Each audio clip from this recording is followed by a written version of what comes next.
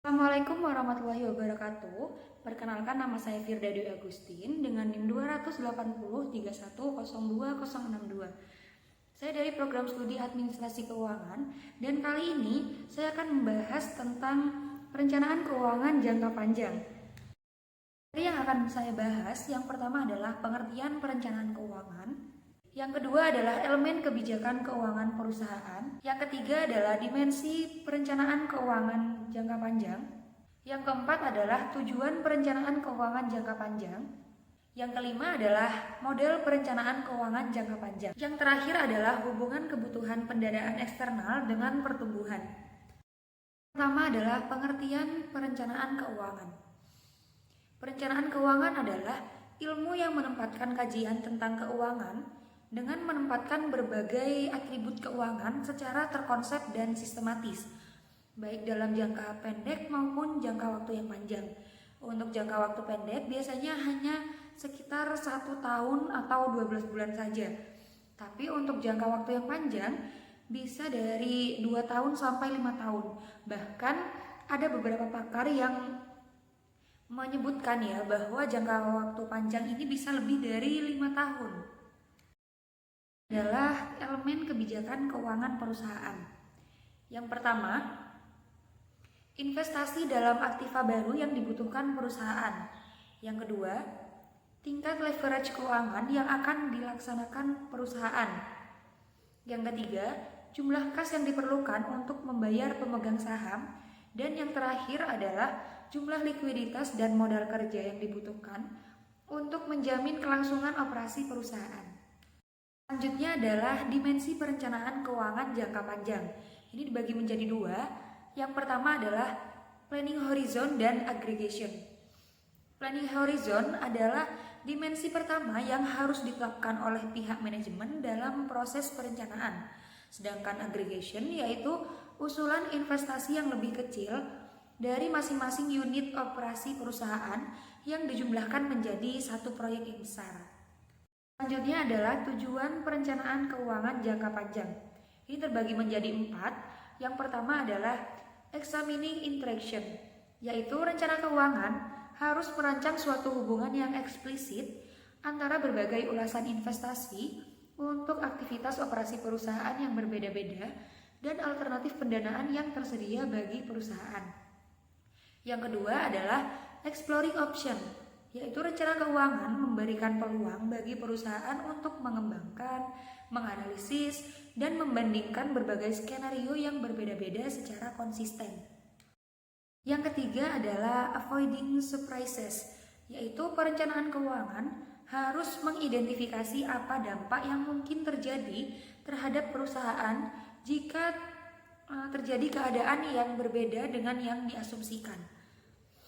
Selanjutnya yang terakhir adalah ensuring visibility and internal consistency, yaitu perencanaan keuangan tidak hanya mampu menjelaskan keterkaitan antara berbagai tujuan yang berbeda, tetapi juga mengupayakan adanya penyaluran struktur untuk rekonsiliasi tujuan dan sasaran yang berbeda-beda.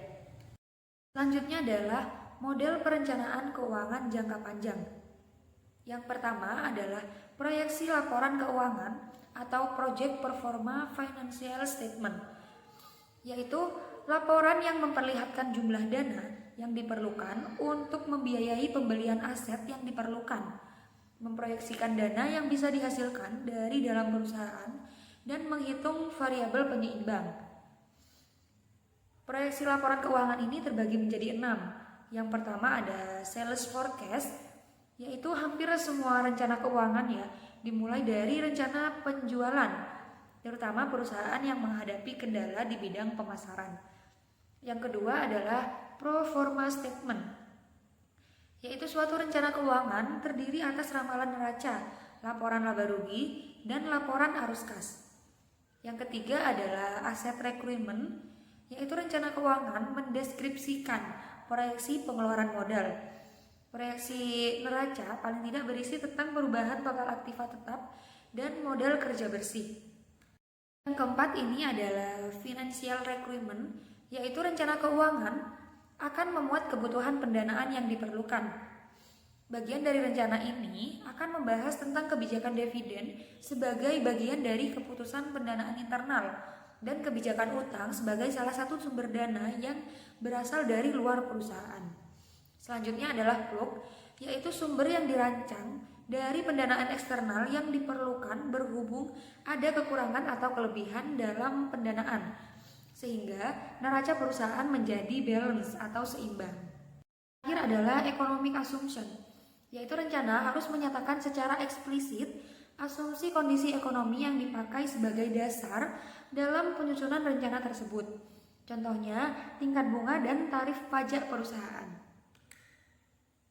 Selanjutnya adalah contoh soal model perencanaan keuangan yang sederhana. Di sini udah ada perusahaan Dewata ya, laporan keuangan. Ini ada laporan laba ruginya. Untuk penjualan sebesar 1 juta rupiah, biaya sebesar 800.000 dan laba bersihnya menjadi 200.000. Kemudian ada laporan neraca di mana aktivanya sebesar 500.000 dan ada utang dan modal dengan total 500.000. Nah, jika diasumsikan penjualan dan biaya naik sebesar 20%, maka performa laporan laba rugi dan laporan neracanya itu berubah. Nih, menjadi penjualannya menjadi 1.200.000. Terus biayanya dari 800.000 menjadi 960.000 dan menghasilkan laba bersih sebesar 240.000. Untuk proforma laporan neracanya juga berubah dari yang 500.000 menjadi 600.000 ya untuk aktivanya, dan utang beserta modalnya juga sebesar 600.000. Nah, berdasarkan asumsi bahwa semua variabel berubah 20%. Implikasinya adalah perubahan dalam rupiah yang berbeda-beda pada masing-masing variabel. Untuk itu, harus dilakukan rekonsiliasi antara proforma laporan laba rugi dan proforma laporan neraca.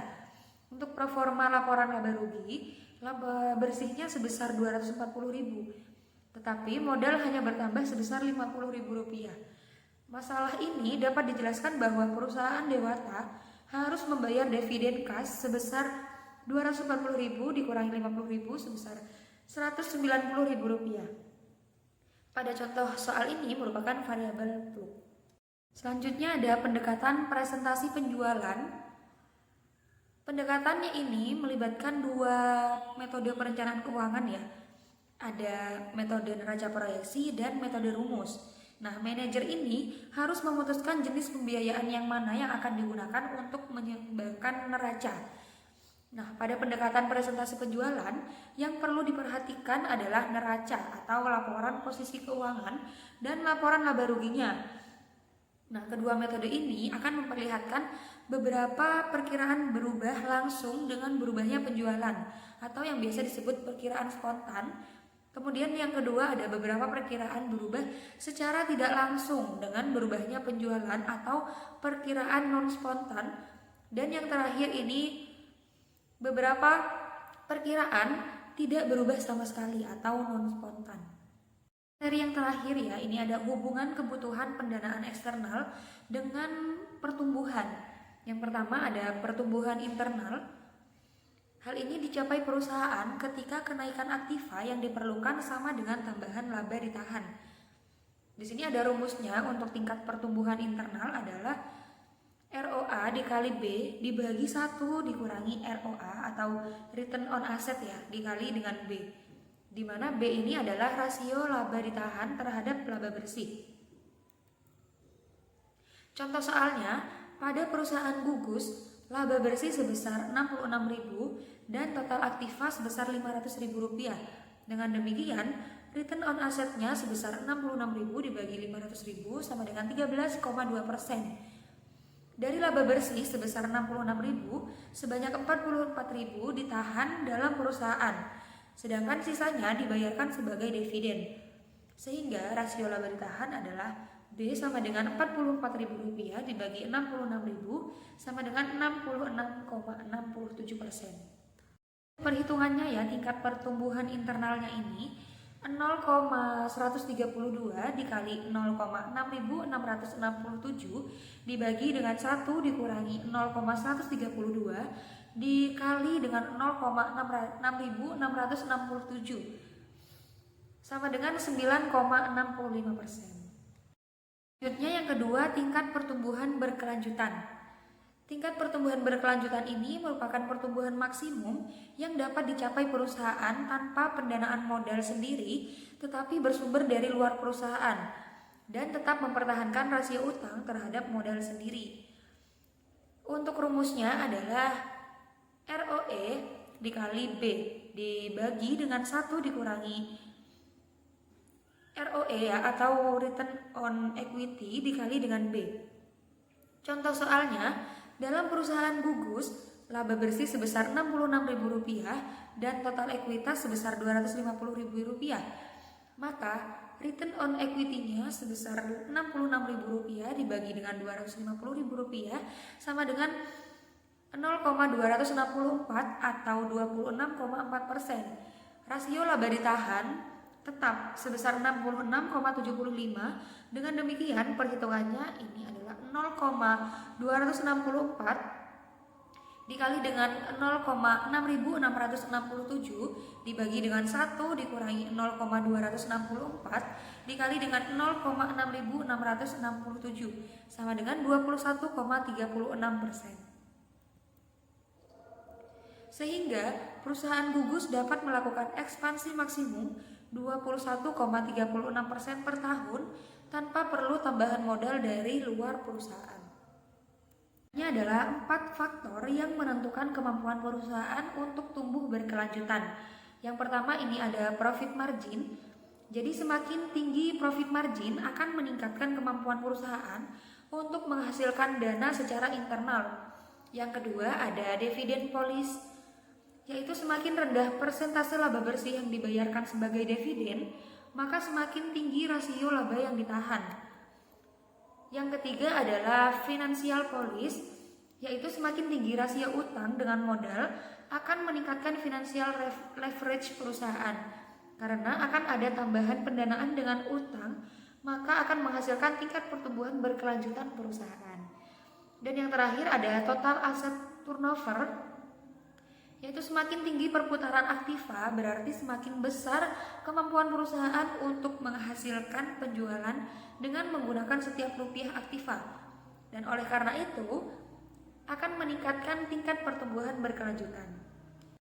Sekian untuk materi perencanaan keuangan jangka panjang yang dapat saya jelaskan. Kurang lebihnya mohon maaf.